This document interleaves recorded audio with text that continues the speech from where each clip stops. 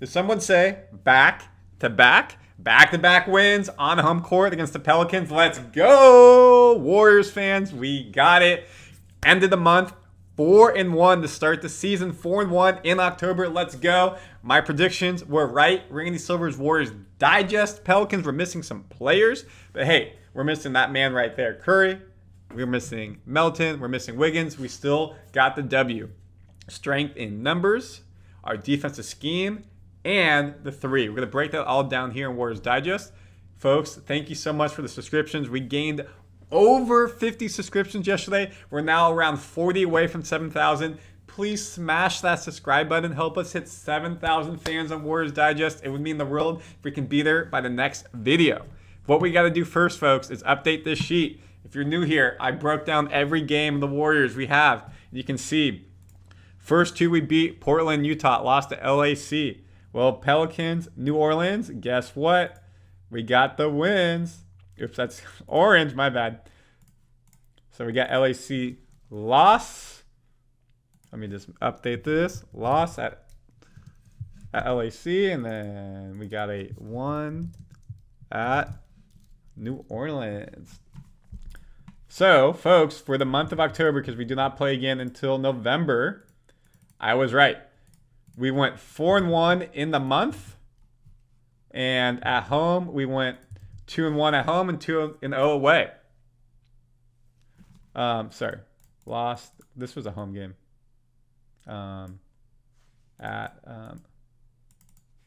Versus. This is versus. Sorry, let me just make sure I say this. I'll fix this for the future. Versus. Cool. So we're update ready to go. 4-1. Great start. If we look at the game itself, again, what was big? Draymond held Zion Williams to 12 points, held him to 5 of 20 shooting. Let me take away my camera so you can see this. Absolutely held him big, especially with McCollum out. Hawkins put in 23. Alvarado was 16. And Ingram with 14. But really, the first game we played, it was tough. It was very tough. Again, let me make this back a bit, put my camera on. That first game we played, we were down massive in the first quarter, came back in the second quarter and destroyed the third. Look right here at the very top, folks. Again, Warriors were up 8 in the first quarter, 4 at halftime, and then pulled away in the third. Is this like the 2015 Warriors? Third quarter is our quarter? It feels like it to a degree. If we look at the Warriors stats, again, what's the biggest thing here? Draymond Green, 14 points, 6 assists, a very good all-around game. Also made 3 threes. If he can make himself a threat from the three, which he started doing a lot better last year, then you know what? They don't sag on him and it opens up the whole paint for the team. Jackson-Davis, 15, Podziemski, 13. Waters got the start after his massive game, came in, only 1 of 5 from 3 starting, 30 minutes played, was a plus 13. So not his best scoring game, but overall, all around, he was a big asset starting. And again, it just helps open up the offense because you have to sit on him on the 3, allowing the Warriors to go to work in the paint. Hield, 21 points off the bench, and Kuminga, 16 points. His best 2 games this season coming off the bench after everything went down, and we have some story on that. Kerr said he loved the energy and everything he provided. And quickly, before we get to the post-game stuff, just looking at the stats, the big thing to recognize again, try to get to 53s, 38. Didn't have to do a bunch of threes here, but we made 13. They made 11. It's pretty tied. Really, what mattered was the turnovers. We had 8 or 7 the first game. Here's 14, but we only conceded 12 points off of turnovers. They conceded 14. So we weren't, yes, we both had high turnovers, but it wasn't a lot of points. And normally, we're not points in the paint team. We basically outscored them 20 points, 18 points in the paint. That is big for this team because against the Clippers, we were getting destroyed by the Clippers in the paint.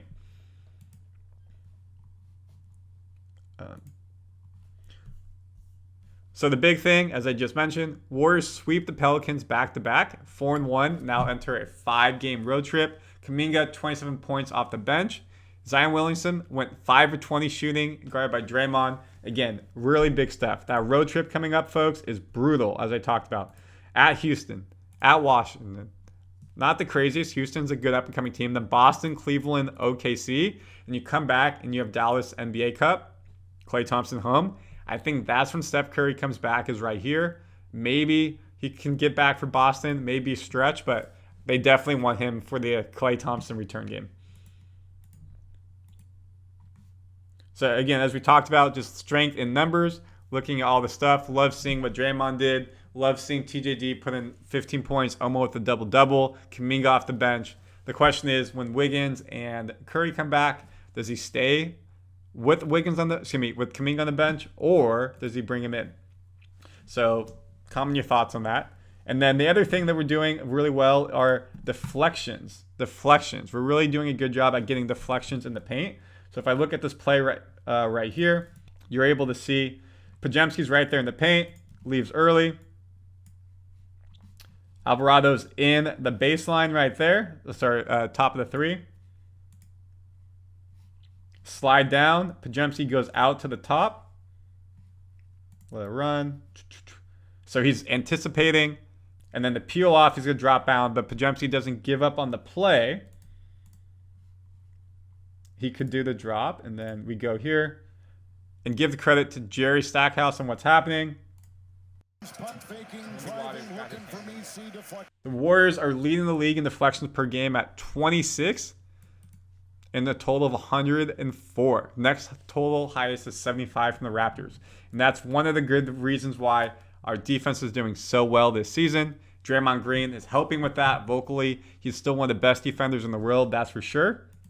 And Draymond talks about his impact of Jerry Stackhouse, who came in as the new assistant coach, helping us with defense, and how he's been able to be effective for us right now. He's adding a fire and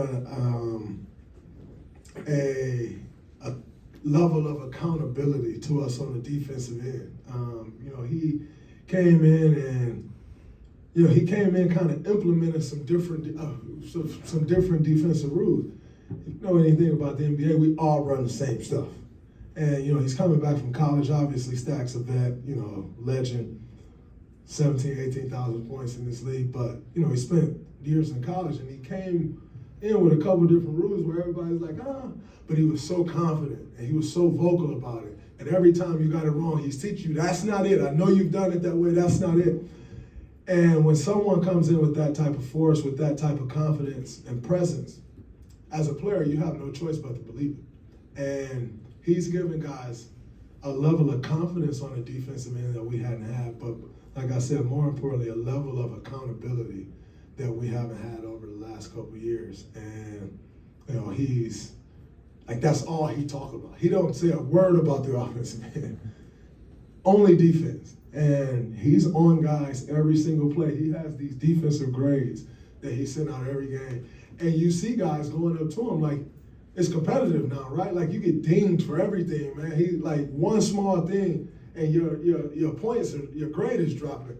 And it's like a list of everything you do. Well, you don't want to see that list and you got a lot of dings on it. And so there's just a level of accountability that he's brought to that side of the ball for us.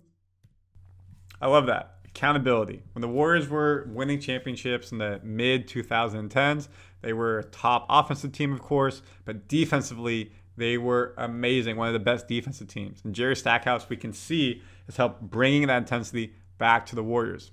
And you got to give credit to Draymond Green, a former NBA former NBA Defensive Player of the Year, only once, which is crazy. He should be more. Plenty of times on the all-defensive team. And Steve Kerr knows that he's still making a massive impact for this team. A couple nights.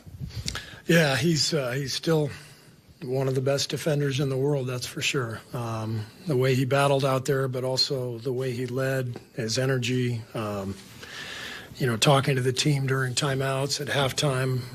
He was fantastic. What did he do well on Zion, particularly? He just made it hard on him. 7 free throws for Zion, that's a good number for us. I mean, you just worry that he's going to have one of those games where he gets 14, 15 free throws. And Draymond has a unique ability to be physical without fouling, and it's because he's so smart. He knows the angles. He understands how to use his strength and his long arms to make people have to shoot over him. And he's an incredible shot challenger.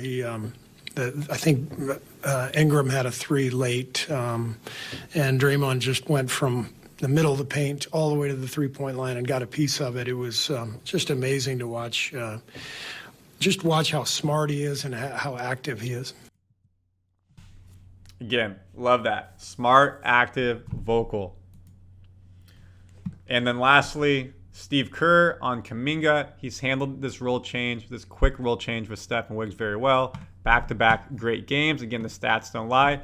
But also at the same time, I saw a report that said he wasn't happy with it, as you would expect. He doesn't want to go from starting to the bench, but he sacrificed for his team. The question is, when the injury players come back, Melton, Wiggins, Curry, is he going to stay on the bench or is he going to get in the starting lineup? Still early. A lot of new players on this team, so they're still figuring out what's the best lineup. Again, 12-man rotation. Waters went from being back to the bench not playing to starting within 5 games. So you're going to stay here in Warriors Digest, and we're going to keep you updated on everything happening in Warriors World.